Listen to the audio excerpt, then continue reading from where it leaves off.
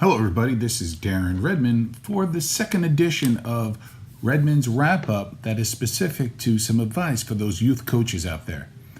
Just this past weekend, I spent quite a bit of time at different graduations for some of the student athletes that we know who are graduating high school and moving on to college.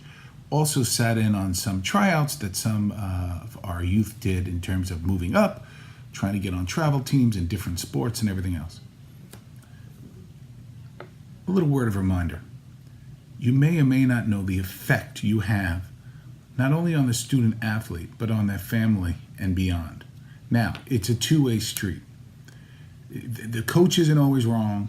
The student athlete isn't always wrong, nor is the parent always wrong. So it's really more than two, right? But the bottom line is this. I was listening to some conversations, and I'm not going to mention the sport, and I'm not going to mention the people who were involved. But one, for example, was saying, I really like this coach. They taught me a lot. They really elevated my game. And this is coming from an athlete who is getting scholarship. However, my parents didn't like the person.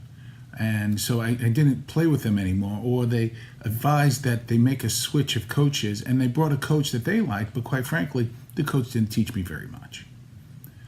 We have to understand the difference between a very good coach, a youth coach, who may not have the best public relations, quote unquote, as long as they're not doing anything egregious.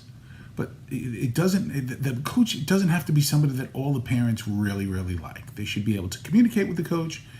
The coach should be able to give clear instructions and expectations and live to those expectations.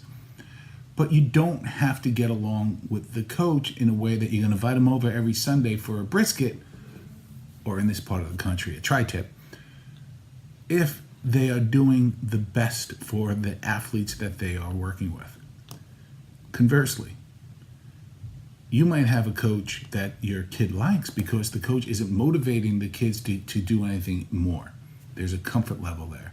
So you want to make sure that you have a situation where the coach is pushing the player to perform at their best and doing so in a way that leaves a legacy of success and the feeling of accomplishment in the player. John Wooden talks about it all the time. If everybody does their best, the score will take care of itself. The winning takes care of itself.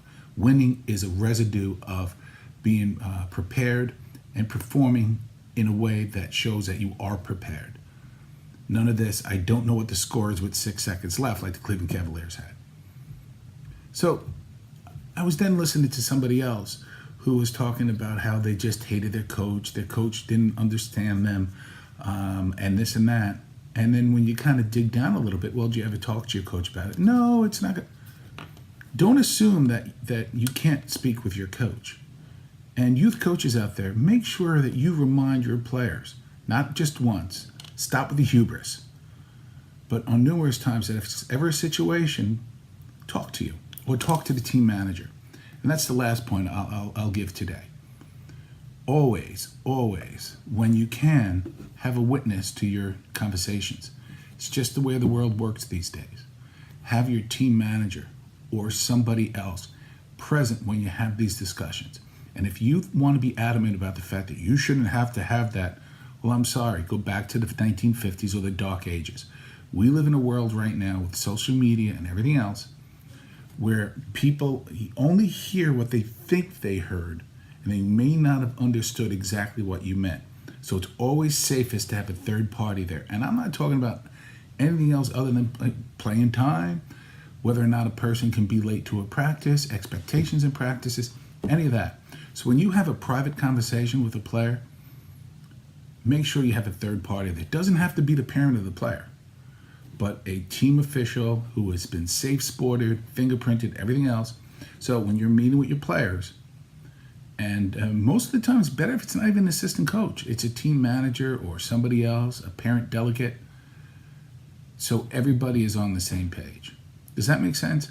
Let me know what you think. Send us a comment. This is Darren Redmond for Redmond's Wrap-Up, lesson number 2 for youth coaches out there. Thank you.